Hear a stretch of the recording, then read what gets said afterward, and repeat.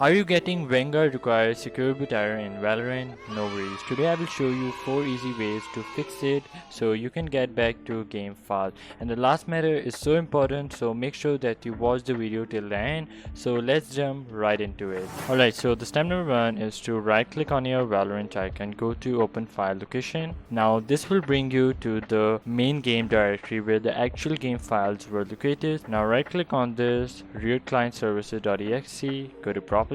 Now from the top menu option, go to compatibility. Now go to change settings for all users. Now simply take this, run this program in compatibility mode for, and from the drop down menu select Windows 8. Now take this reduce color mode and select the lowest color mode that you have, and now take this disable full screen optimization and run this program as an administrator. Once done, click on apply, click on OK, and click on OK. Now close it. Now step number 2 is to enable VGC in your PC. So you have to go to your search, type here services. Now simply go to services.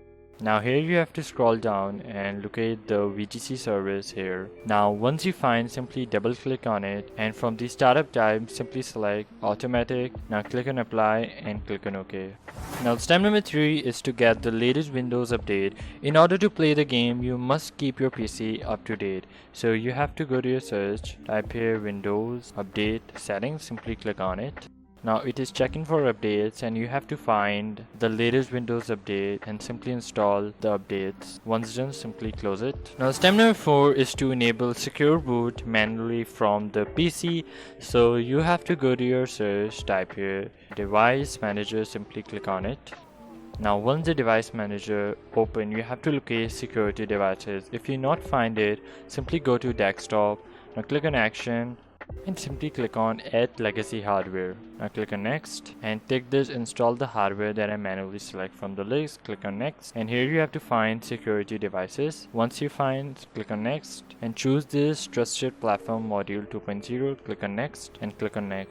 Now click on finish. Now you have to locate security devices again. If you not find it again, go to view and take this show hidden devices. Now you'll find security devices, simply open it. Now double click on this trusted platform module 2.0. Now go to driver. Now click update driver. Now first you have to click search automatically for driver. Now go to browse my computer for driver. Let me pick from the list of available drivers on my computer. Click on it. Now untick this show compatible hardware. Select trusted platform module 2.0. Click on next.